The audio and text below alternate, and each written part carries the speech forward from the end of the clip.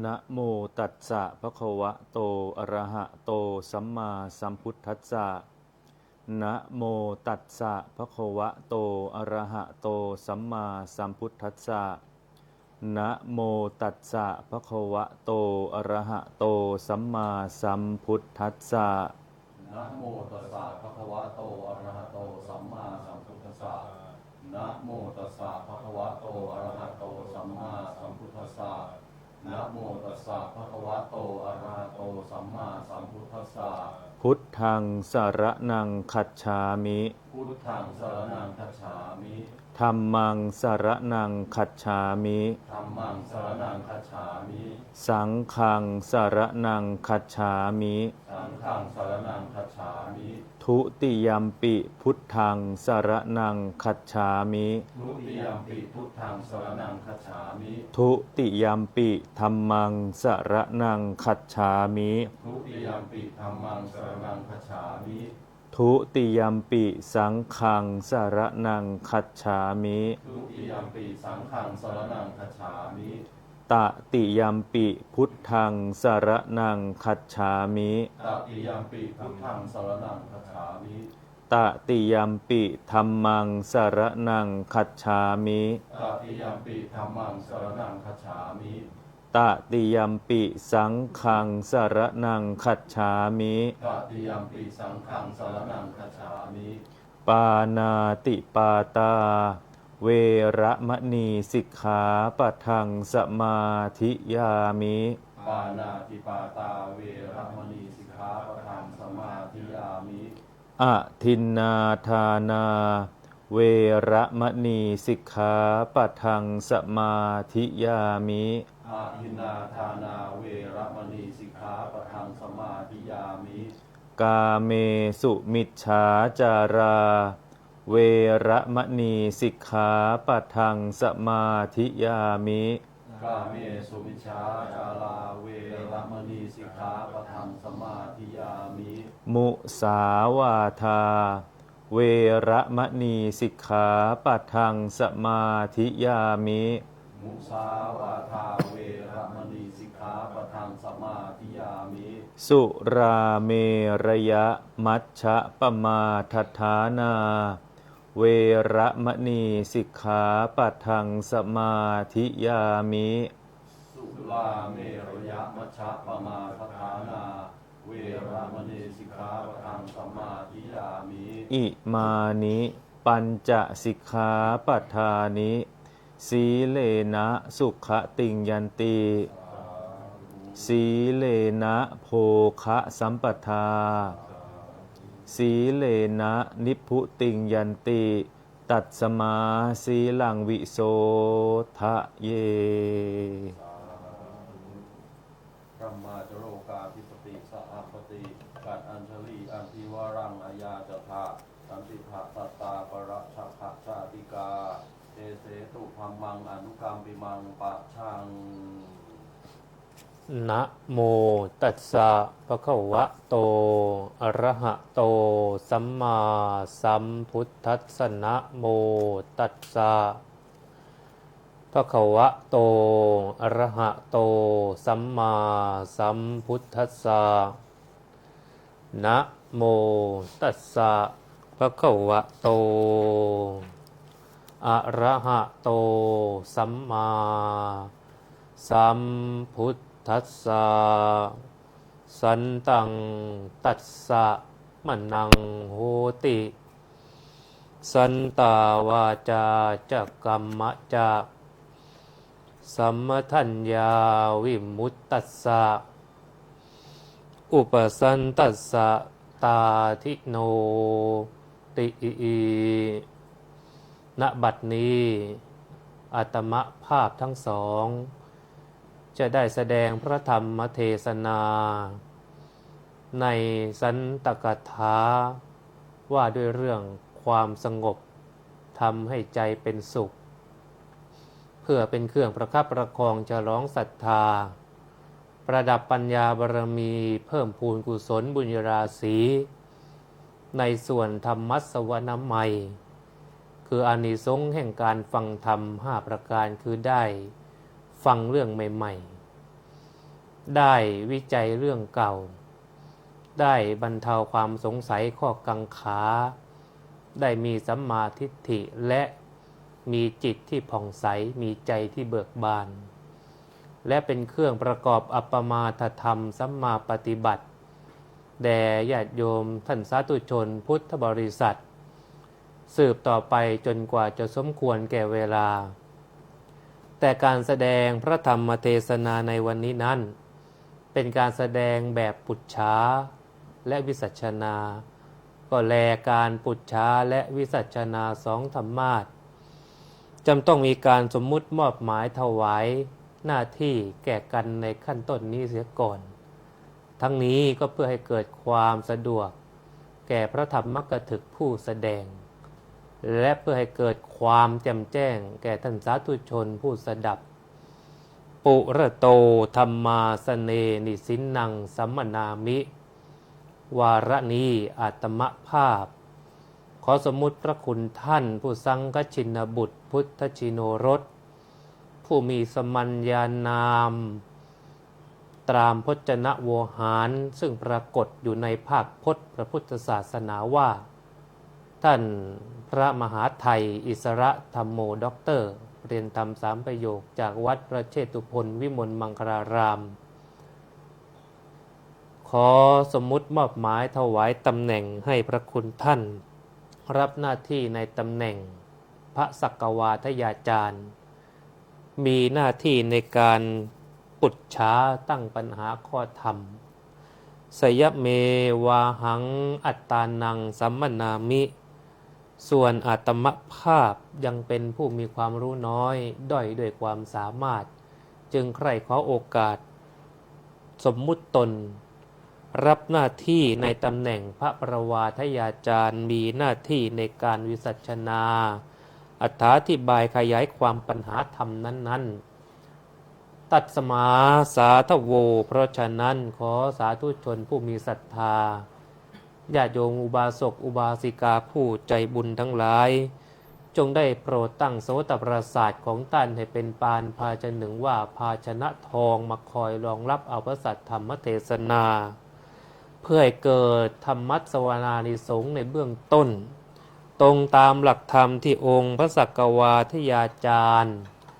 จะพึงดำเนินการต่อไปณบัดนี้พันเตสักวาทาจริยะ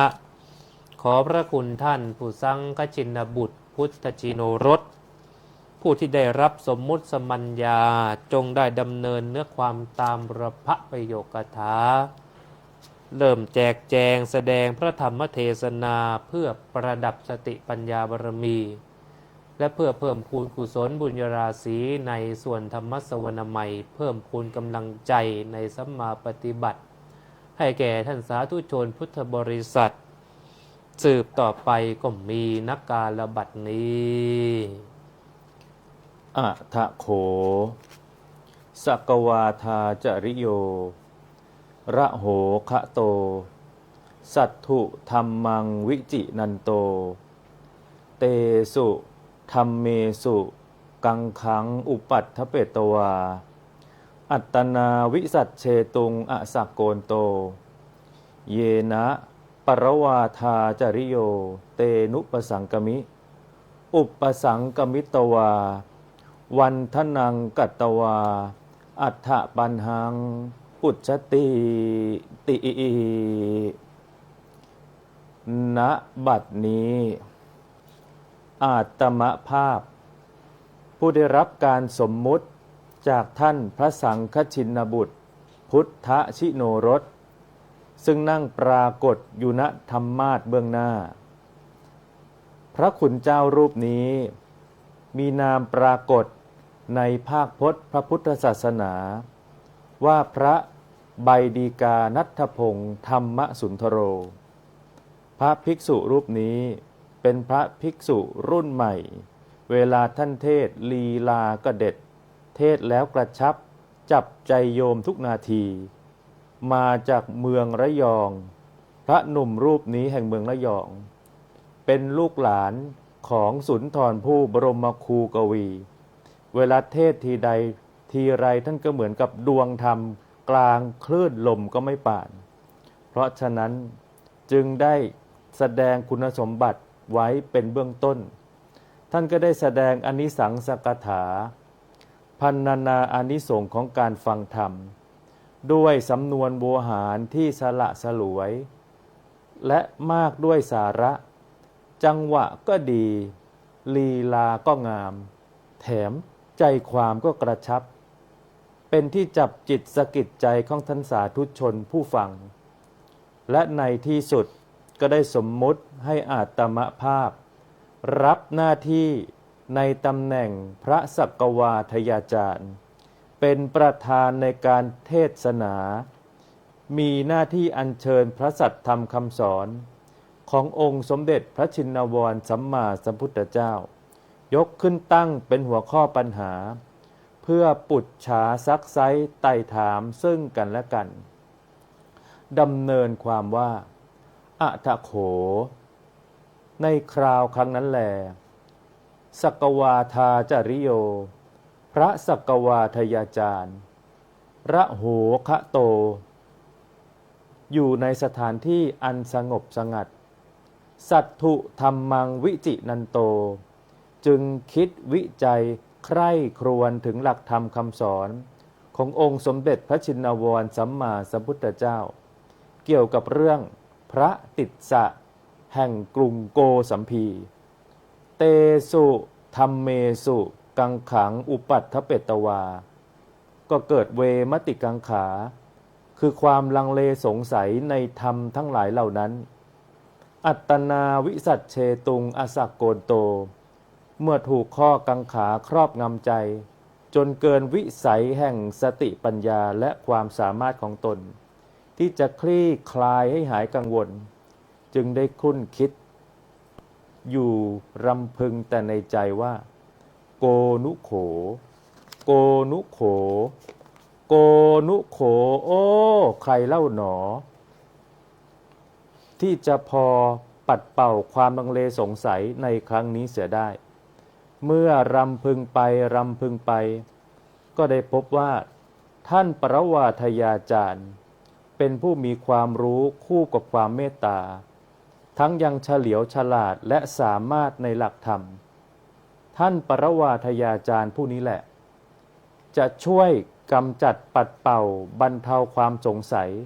ให้ความเบาใจแก่เราได้เป็นแน่แท้เยนะปรวาทาจริโยเตนุปสังกมิครั้นทราบว่าท่านปรวาทยาจารย์พำนักอยู่ณสถานที่ใดก็มุ่งตรงไปณสถานที่นั้นอุปสังกมิตวาครั้นไปถึงสำนักจึงได้พักรอดูทีท่าเมื่อสังเกตก็พบว่าท่านปรวาทยาจารย์มีความผาสุกสบายดีไม่มีใครมารบมากวน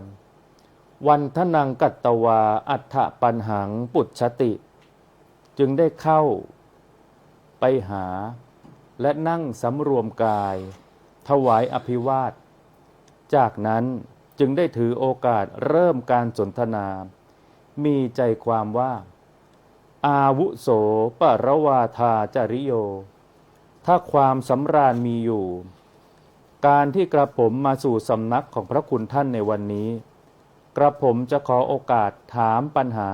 เกี่ยวกับเรื่องพระติสสะแห่งกรุงโกสัมพีนะขอรับพระคุณเจ้าข้าด้วยความยินดีเป็นอย่างยิ่งขอรับว่าแต่วันนี้ท่านพระสักวาทยาจารย์เดินทางมาแต่ไกลตั้งใจออกมาแต่วัดเพื่อมาจัดสนทนาธรรมกับผมไม่ทราบว่าวันนี้มีเรื่องอะไรสงสัยหรือมาพูดคุยไต่สวนทวนความถามกันวันนี้หรือขอรับวันนี้มีเรื่องราวน่าสงสัยอยู่หลายเรื่องหลายเรื่องเลยเพราะเป็นวันที่รู้สึกว่าฟ้าก็เหมือนจะเต็มใจฝนก็เหมือนจะไม่ค่อยจะเต็มใจนะครับออกมาตั้งแต่วัดมีความอึดอัดขัดข้องใจอยู่เรื่องใหญ่เรื่องเกี่ยวกับพระติสสะเนี่ยหรอครับแต่ว่าก่อนที่จะไปอยากจะถามว่าเรื่องราวของพระติสสะแห่งโกสัมพีเนี่ยคำว่าโกสัมพีครับ อ๋อ มันคุ้นๆไหม อ๋อคุ้นขอรับโกสัมพี โกสัมพี อ๋อ เหมือนกับพวกเรานะเคยไปเที่ยวประเทศอินเดีย อ๋อป เขา ระเท ก็ ศอิน พา เดี ไป ย นู้นเมืองโกสัมพี อ๋อขอรับ ไม่ทราบว่าท่านปรวาทยาจารย์ เคยไปเหยียบไปยืนอยู่บนเมืองกรุงโกสัมพีบ้างไหมครับ อ๋อเมืองโกสัมพีประเทศอินเดีย ใช่ เขาก็ผมไม่เคยไปหรอกครับ เมืองโก อ้าว สัมพีแต่เคยไปอินเดียครับ ไปไม่ถึงโกสัมพี ไปไม่ถึงโกสัมพีแต่ว่าเคยไปเหยียบดินแดนของพระพุทธองค์ อ๋อ ครับ ถึงพุทธภูมิแล้ว ไปถึงแล้วแต่ไม่เคยไปเมืองโกสัมพีสักที อ้าวอย่างนี้ก็ไม่รู้จักพระติสสะเถระนะสิ รู้สิขอรับ อ๋อแต่ผมก็เคยไปนะโกสัมพีเนี่ อ๋ ย อ แต่ไม่ถึงอินเดียหรอก ที่ไหนขอ โก รับ สัมพีกำแพงเพชร อ๋อโกสัม อยู่ พีนครอยู่ ใช่ อยู่เมืองจังหวัดกำแพ อง ยู่ เพชร กำแพงเพชร อ๋อ นะ นึก ค ว่า รับ ไปอินเดียมาแล้วที่โก ก็ สัม ไป พี แล้วแต่ว่าทัวร์ไม่ยอมจอด อ๋อ เลยไปทัชมาฮาล โอ้ ไม่ถึงโกสัมพี ครับ นะครับ วันนี้มีเรื่องราวน่าสงสัยอยู่หลายจุด ครับ กับประเด็นให้ทันสมัยในปัจจุบันด้วย ครับ เรื่องราวของพระติสสะ อืม ในเมืองโกสัมพีเนี่ย ครับ วันเนี้ยท่านผู้ชมผู้ฟังก็คงจะสงสัยแล้วว่า มันเป็นเรื่องเกี่ยวกับใครแล้วมันเป็นยังไง ครับ นะครับ ก่อนที่นักเทศน์จะทะเลาะกับกันเทศน์ก็ขอให้ญาติโยมนั้นฟังให้ดีก่อน พระปรวาทยาจารย์ผู้นี้ จะแสดงให้สาแก่ใจถึงคอนเทนต์ว่าพระติสสะแห่งเมืองโกสัมพีเป็นอย่างไรครับ ขอรับในเรื่องของปฏิสสะเดี๋ยวอาตมาภาพทั้งสองก็จะได้พูดคุยกันถึงเกี่ยวกับเรื่องปฏิสสะไปเป็นลำดับเพื่อให้ญาติโยมเข้าใจว่าเหตุการณ์เรื่องของปฏิสสะเถระเป็นอย่างไร แล้วก็ให้จับใจความให้ดี เรื่องนี้ให้ข้อคิดให้แนวคิดหลายเรื่องมากขอรับ ย้อนไปในสมัยพุทธกาลญาติโยมทั้งหลาย ที่เมืองโกสัมพีมีพระเถระรูปหนึ่งชื่อว่าพระติสสะ ครับ อยู่มาวันหนึ่งโยมอุปถากของท่านเนี่ยได้นำลูกชายมาบวชเป็นสามเณรเพื่อที่จะให้อุปถากพระติสสะครับ อายุแค่7 ขวบเองโยม 7 ขวบ ใช่ครับมาบวชเป็นสามเณรเพื่อที่จะได้อุปถากพระเถระ รู้ไหมขอรับว่า ครับ เด็กผู้นี้ที่มาบวชเป็นสามเณรเนี่ยท่านมีบุญมากนะครับ มีบุญมาก เพราะว่าในช่วงระหว่างที่พระติสสะเนี่ยเป็นพระอุปชฌาย์ท่านกำลังปรงผมแล้วก็ปรงผมอยู่เนี่ยได้สอน ครับ มูลกรรมฐานหรือเราเรียกว่าจัตตะปัญจกะกรรมฐาน ปัญจกะกรรมฐาน ใช่ขอรับ ผมสงสัยอีตอนปรงผมเนี่ย ขอรับ สมัยก่อนเขามีแบตเตอรี่ยนไหม อ๋อไม่มีขอรับ เหรอแล้วเขาเอาอะไรปรงเนี่ย เขาก็ต้องใช้มีดโกนใช้อะไรเนี่ยปรงขอรับ โเด็กจะไปรู้ภาษาอะไร ใช่ เนาะ ขอรับ แค่7 ขวบ ใช่ ในระหว่างที่ปรงผมเสร็จนั้นสามเณรเนี่ยเป็นผู้ที่มีบุญมาก ก็ได้บรรลุเป็นอรหันต์เลยขอรับ ก็คือบรรลุพระอรหันต์คามิโกนเลย ใช่ขอรับ โอ้ ไม่ธรรมดาเนาะ นี่เป็นเด็ก ผู้ นะขอรับ พระอุปชฌา ครั ย์ บ พระติสสะเนี่ยสอนมูลกรรมฐานในเบื้องต้น แบบ ครับ ที่เราเป็นพระกันเนี่ยที่อุปชฌาย์เราจะสอนเนี่ยแหละครับ ครับ นี่แหละในระหว่างนั้นก็ทำให้เด็ก7 ขวบเนี่ยที่เป็นสามเณรเนี่ยได้บรรลุเป็นอรหันต์ในทันทีครับ โอ้นี่น่าสนใจ ครับ พอบอกตะจะปัญจกะกรรมฐานเกสาโลมานักขาทันตา ใช่ ตะ ขอรั โจ บ มิดโกนปาดหนึ่งจึบสำเร็จเป็นโสดา ครับ ปาดอีกทีเป็นสกทา ครับ ครั้งที่ 3 เป็นอนาคา เพราะครั้งที่ 4สำเร็จคามิดโกนเลย เป็น พ อ ระ ร อร หัน หัน ต์ ต์ เลยครับ โอ้พระติสสะนี่ท่านทำบุญมาด้วยอะไรหนอ แต่รู้ไหมครับว่า ครับ อาจารย์ของท่านนี่ยังไม่ได้บรรลุเป็นอรหันต์นะโยม โอ้เป็นปุถุชน เป็นยังเป็นพระปุถุชนธรรมดา แสดงว่าอะไรแสดงว่าลูกศิษย์ได้บรรลุอรหันต์ก่อนอาจารย์ ลูกศิษย์ทำข้อสอบผ่านแล้วเป็นพระอรหันต์ ครับ นำหน้าพระอาจารย์ ใช่ ไป ขอ แล้ว รับ ใช่ขอรับ โอ้เดี๋ยวต้องถามต่อโยมจักสงสัย ขอรับ ถ้าลูกศิษย์เป็นอรหันต์และอาจารย์ยังเป็นอัลละหมุนอะไรอยู่ยังไม่ ค ถึ รั ง บ หันอย่างนี้จะถามต่อว่าเรื่องของพระติสสะเนี่ย ขอรับ ถ้าจะเล่าต่อเนี่ยเล่าให้ฟังต่อสิว่ามันมีเรื่องราวอะไร เพิ่มเติมไหมขอรับ ขอรับหลังจากที่สามเณรได้บรรลุธรรมเป็นอรหันต์แล้วเนี่ยโดยที่พระติสสะผู้เป็นพระอุปชฌาย์เนี่ยยังเป็นพระปุถุชนธรรมดาก็ไม่รู้นะว่าสามเณรเนี่ยเป็นอรหันต์เมื่อสามเณรบวชมาได้15 วันผ่านไป พระติสสะก็จึงได้มีความคิดที่จะไปเข้าเฝ้าพระพุทธเจ้า ก็เลยได้พาสามเณรไปด้วยครับ ไปเฝ้าพระพุทธเจ้าที่วัดพระเชตวันเมืองสาวัตถี ในระหว่างทางเนี่ยได้แวะพัก ที่วิหารแห่งหนึ่ง ครับ สามเณรเนี่ยก็ได้พักห้องเดียวกับพระอาจารย์ผู้เป็นอุปชฌาย์เพราะว่าเตรียมห้องไม่ทัน คือห้องมีน้อย ขอรับ ก็เลยจับรวบ ใช่แล้ว พระอาจารย์กับสามเณรน่ะพักห้องเดียวกันเลย ใช่ขอรับ โอ้สมัยนั้นวัดพระเชตวันเนี่ยผ ครั ม บ เคยไปนะครับ ขอรับ เหมือน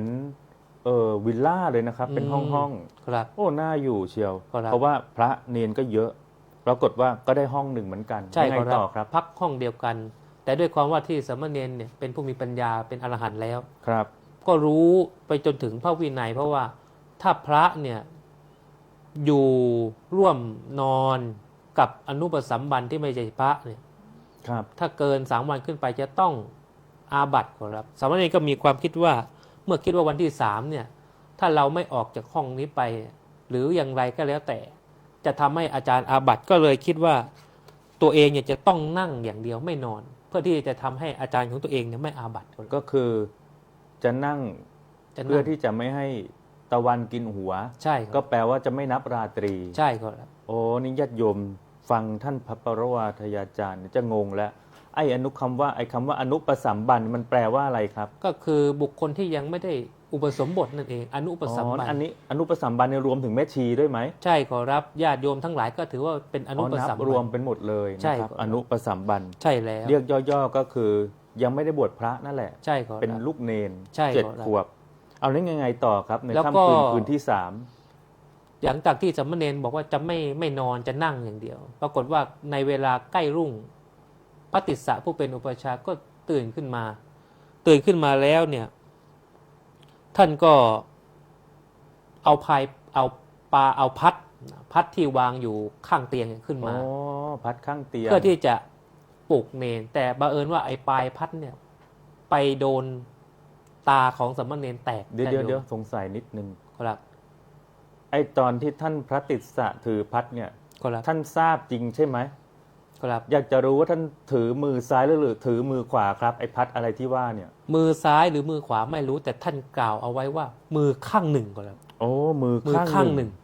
โอ้มือ ทำ ข้าง ให้ หนึ่ง ทำให้สามเณรเนี่ยตาแตกก็แล้วตาแตกเลือดออก คือเรื่องของเรื่องเนี่ยจะหยิบพัดด้วยมือข้างหนึ่ง ใช่ก็รับ ก็อยากจะสะกิดนั่นแหละ สะกิด ไปที่ปลายศาสตร์ แต่ปลายเนี่ยมันไปโดนตาสามเณรด้วย แต่ ความ เผ มืด อิ ก็ ญ รับ ไปเคกโดนเบ้าตาสามเณรแต ใช่ ก มันมืดอะมัน มืด มันมองไม่เห็น อ้าวแล้วยังไงต่อครับเนี่ย ก็ทำให้สามเณรตาแตกก็รับพระเถ เดี๋ยว ระ เดี๋ยวเดี๋ยวเดี๋ยว ก็รับ ไอ้คำว่าตาแตกผมสงสัยนะ ก็รับ เขาบอกไหมลูกกระตาข้างซ้ายหรือข้างขวาครับเนี่ย โอ้ในตำราท่านก็ไม่ได้กล่าวไว้ว่า ตาซ้ายหรือตาขวา อืม แต่กล่าวกับผมคิดว่าน่าจะเป็นตาข้างบน น่าจะเป็นตาข้างบน ข้าง เนอะ ใดข้างหนึ่ง เนาะ ถ้าเป็นข้างล่างนี่เป็นตาตุ่มแน่นอน อ ครับ ผมก็ว่าอย่างนั้นแหละ ถ้า ถ้า ต้อง เค เป็น ก ตา โดน ข้าง ตา บน ตุ่มนั้นไม่เป็นอะไรหรอก ใช่ครับ ต้องเป็นตาข้างบน โอ้ ข้าง โด ใด น ข้าง เบ้า หนึ่ง ตาแตกเลยนะ ตาแตกครับ โอ้สามเณรน่าสงสารเนาะ ใช่ ไม่รู้ ครับ อีโหนอีเหนลุกขึ้นมานั่ง ใช่ครับ ยังไม่ทันสว่างคาตาโดนพัดตลปัดฟาดเบ้าตาแตกไป ใช่ แล้ว ครับ เอ๊ะและต่อไปเนี่ย ท่านปรวาทยาจารย์ ครับ เรื่องแบบนี้ ไปยังไงต่อ เมื่อเนนตาแตกแล้ว จะต้องออกรายการโหนกระแสไหม โอ้ไม่ต้องขอรั เอา บ ทำร้ายร่าง ใน กาย ใน นะอ ส ย่าง มัย เงี้ย พุทธกาลยังไม่มีขอ ทำร้ายร่างกายนะ ยังใช่ขอ โอ้ รั ถ้า บ เกิดว่ามีการไลฟ์สดในสมัยก่อนนะคงดังเหมือนกันแหละ น่าจะดังพอสมควรขอรับ นะครับ หลังจากที่สามเณรตาแตกแล้วท่านก็นั่งนิ่งก็คิดว่าตาเนี่ยของเราแตกแล้ว พระเถระเนี่ยก็ได้ให้สามเณรเนี่ยออกไป เมื่อถึงเวลาที่จะต้องดูแลครูบาอาจารย์ ครับ สามเณรเนี่ยก็นำไม้ชำระฟันเนี่ยมาถวาย เดี๋ยว แก่พระติสสะ เดี๋ยวไม้ชำระฟันคืออะไรครับ เอาให้ กับ แจ้ ไม้ งนะ กับไม้แคะที่ฟันเนี่ยแหละขอ โอ้ รับ ไม้จิ้มฟันนั่นแหละ ไม้จิ้มฟันนั่นแหละ โอ้ ขอรับ ท่านใช้สับแสงผมก็งงตาม ท่านผู้ฟังก็คงจะพลอยงง ขอรับ ไม้จิ้มฟัน ใช่ขอรับ ครับ นำมาถวายให้กับพระติสสะอุปชฌาย์แต่ด้วยความที่ว่าสามเณรเนี่ยคิดว่าตาเราแตกเสียแล้ว อืม ก็นำมือข้างหนึงเนี่ยกุมตาที่แตกข้างที่แตกไว้ แล้วก็เอามือข้างหนึงเนี่ยถวายไม้ชำระให้พระเถระขอรับ คือไม่เรียบร้อย ไม่เรียบร้อ เอา ย มือข้างหนึ่งกุมเอามือข้างหนึ่งให้ แล้ว ปกติ หลัง ถวายต้องทำสองมือ ใช่ขอรับ แล้วรู้ไหม อ๋อ ว่าพระติสสะท่านก็ตำหนิ ท่านไม่รู้ว่าสามเณรเนี่ยเป็นอะไร ท่านก็ ครับ ตำหนิไปว่าไม่เรียบร้อยไม่อะไร ครับ แล้วรู้ไหมครับ หลังจากนั้นเมื่อท่านรู้แล้วว่าท่านทำสามเณรตาแตกเนี่ย ครับ ท่านก็เกิดความสลดใจมาก เพราะว่าท่านคิดว่าเราเนี่ยทำกรรมหนักทำต่อสามเณรครับ ถึงขั้นที่ว่า พระเถระเนี่ยท่านประนมอัญชลีขอขมาเนนเลยก็ครับ เรียกว่าเป็นพระแต่ขอขมา เรียกว่ากราบขอโทษสามเณรเลยก็ ขอ ว่าได้ โทษ ใช่ สาม ไหม เณรที่ว่าทำให้ตาแตกเลยนะ โอ้ ประนม นี่ อัญ น่า ชลี สนใจ ตรง นะ นั่งตรงระหว่าง น่า เท้า สน เลย ใจ ครับ เพราะว่าเราไม่เคยเห็นอะไรแบบนี้ใน ใช่ สังคม ครับ ไทยคำถามข้อที่ 3ผมจะถามว่า ครับ เรื่องพระติสสะเนี่ยท่านมองแล้วสะท้อนสอนอะไรมั่งในสังคมไทยในปัจจุบันครับ ในเรื่องนี้ก็คือเรื่องของการขอขมาลาโทษครับ เมื่อทำผิดเนี่ยทำผิดไม่ว่าจะทำผิดเล็กผิดน้อย ถ้าในสังคมไทยเราเนี่ยเกิดเรื่องแบบนี้ขึ้นมา ถ้าให้อภัยกัน ถ้าขอขมาลาโทษกันเนี่ย ไม่เป็นพิษไม่เป็นภัยต่อกันเนี่ย มันก็ ทำให้ จบ มันก็จบทำให้สังคมสงบสุขครับ อืม เนนยังกล่าวไว้อีกด้วยนะ เมื่อพระเถระท่าน ไหนๆ ขอขมาแล้ ก ว ล่าวว่าไงครับ เนนกล่าวไว้ว่า โทษของท่านไม่มี โทษของกับผมก็ไม่มี แต่นี้เนี่ยมันเป็นโทษของวัฏฏะ ม ก็คือกรรมเท่านั้นนะท่านไม่ต้องคิดมากนี่สามเณรกล่าวไว้อ คื ย่า อง นี้ ประมาณว่า พระอาจารย์เนี่ยท่านเป็นพระปุถุชน แต่สามเณ ใช่ ร ครั เป็ บ นพระอรหันต์ ใช่ค ก็ รับ กลัวว่าจะไปทำให้พระอรหันต์เลือดตกยางออก ใช่ครับ กลัวจะตกนรกหมกไหม ใช่ครับแต่พระติสสะยังไม่รู้นะว่าเป็นอรหัน ก็ ต์ ยังไม่รู้ แต่น่าจะตรงแปลกใจว่าทำไมเด็กถึงพูดอย่างนี้ อืม หลังจากนั้นก็เดินทางเลยครับ ไปถึงสำ ไป นั ไห ก นครับ ขององค์สมเด็จพระสัมมาสัมพุทธเจ้าที่วัดพระเจตวันมหาวิหาร ครับ พระเจ้าเห็นพระติสสะถามเลยว่า พออดพอทนได้อยู่หรือความไม่ผาสุกรุนแรงใด ๆ ไม่มีหรือ อืม พระติสสะก็ตอบเลยว่า พออดพอทนไม่มีอะไร แต่อย่างสามเณรเนี่ยผมก้าวกับผมตัวของกับผมไม่เคยเห็น ครับ องค์สมเด็จพระสัมมาสัมพุทธเจ้าก็ถามพระติสสะว่า ครับ แล้วสามเณรไปทำอะไรท่านก็เล่าเรื่องทั้งหมดให้ฟังก่อนครับ รีรันให้พุทธเจ้าฟังอีกรอบหนึ่ง เรื่องตั้งแต่ที่เกิดมาที่ว่าปาอยู่กับสามเณรแล้วทำให้สามเณรตาแตกเนี่ยแล้วก็ขอโทษเนรก็ไม่ว่าอะไรเป็นอะไรก็พูดมา ไม่โกรธไม่ โกร ว่า ธไม่ว่าไม่อะ ไม่ ไร ไลฟ์สดไม่ออกรายการ ไม่ออก ขงะ ราย แส การถ้าเป็นปัจจุบันนี้สงสั ไม่ ย มี น่า ดราม่า ถ้าเป็นปัจจุบันนี้ดราม่าหนักแน่นอน โอ้ ครับ ผมก็ว่าอย่างนั้น แล้วถ้าสังคม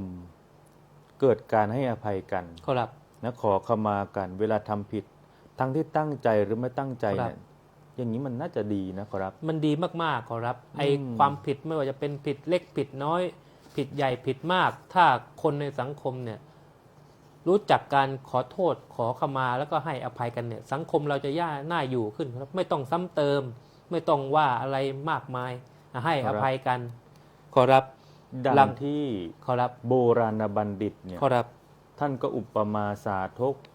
ยกคำกลอนไว้หน้าคิด พอ ครับ ที่จะสอนใจคุณผู้ฟัง ครับ คุณผู้ชมได้เหมือนกัน ขอรับ ในเรื่องของการขอขมาให้อภัย ไม่มีทานใดที่จะยิ่งใหญ่เท่ากับอภัยทาน ใช่แล้วขอรับ ดังที่ได้อยากจะอ่านกลอนสอนคุณผู้ฟังไว้ว่า โอ้ อภัยทานทิศทางละวางโทษ มิให้โกรธเกิดก่อต่อจนแกร่ง ประพฤติแล้วเลิศล้นกุศลแรง พาเราแทงทะลุถึงซึ่งสัตธรรม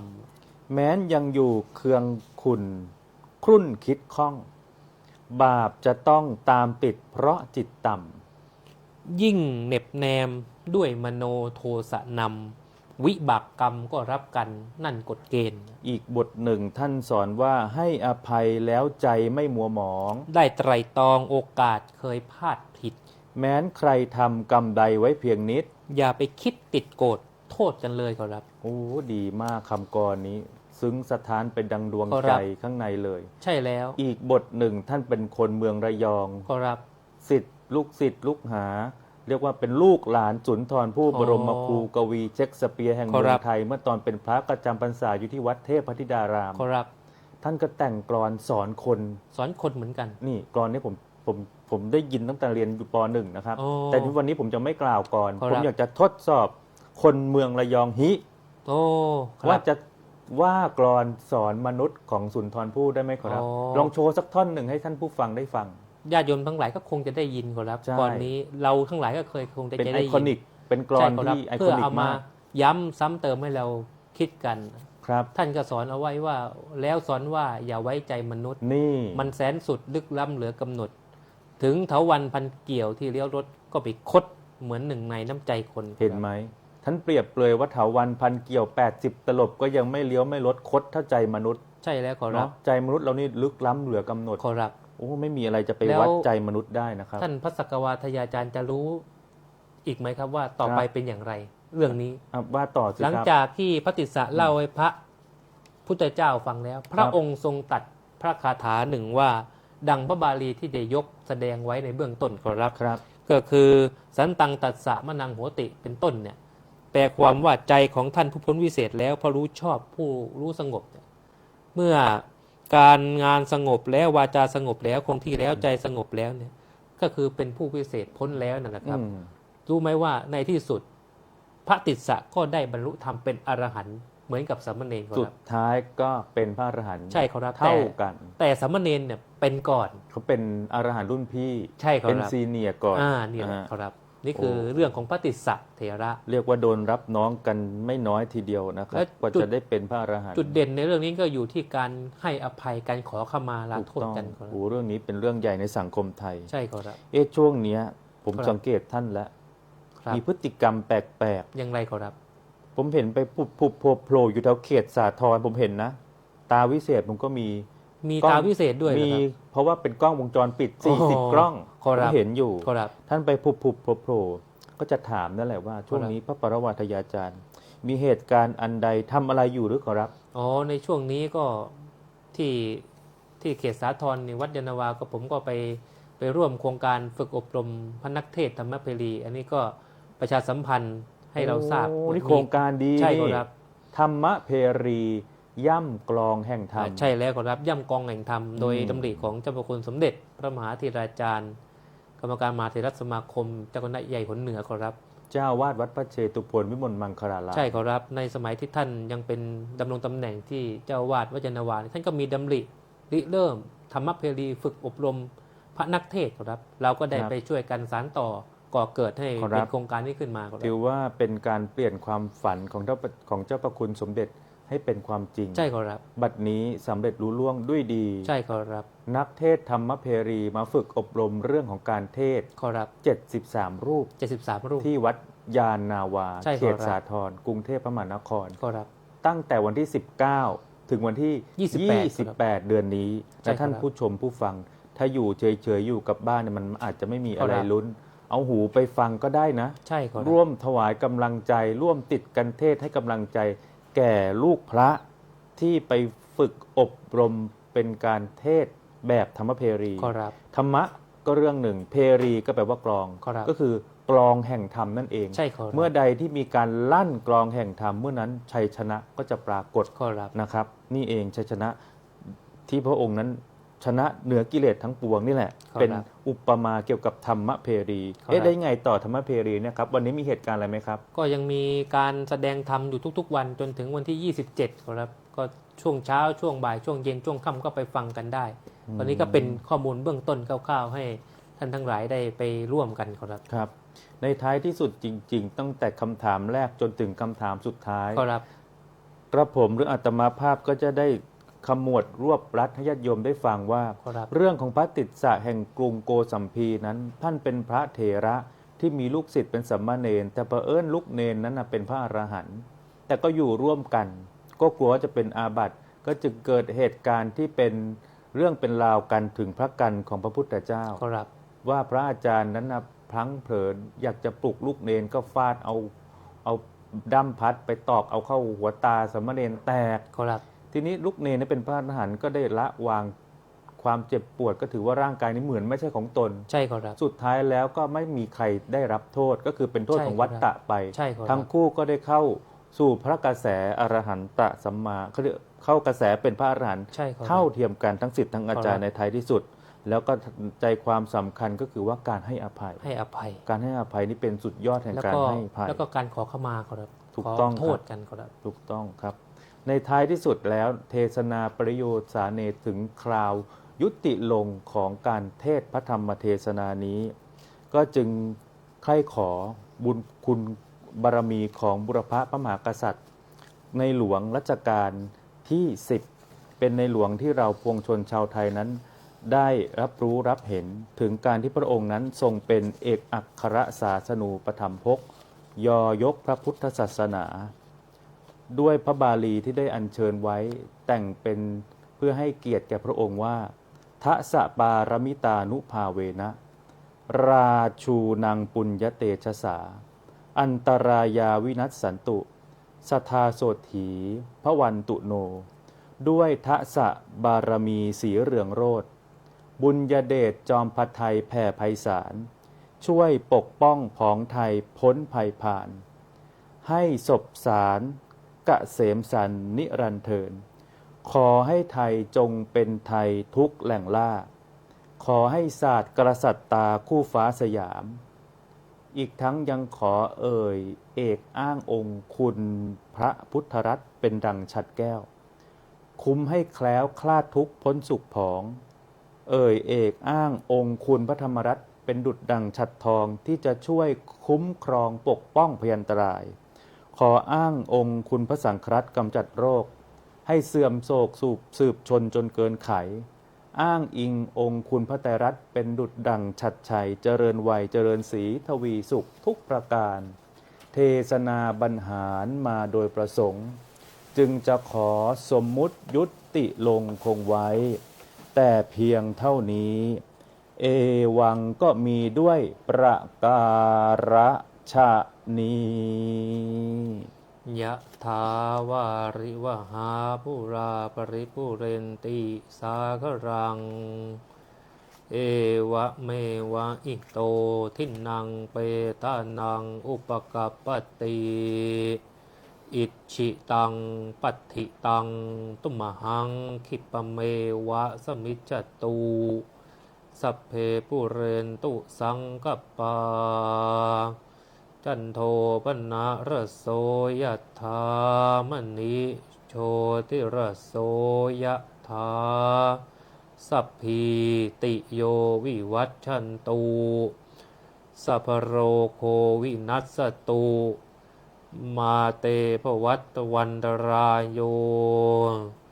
สุขีที่คายยุโกภวะอภิวาทนาสีลิสะนิจจังวุธาปจายโนจัตตารโอธรรมาวัฏันติอายุวันโนสุขังภะลัง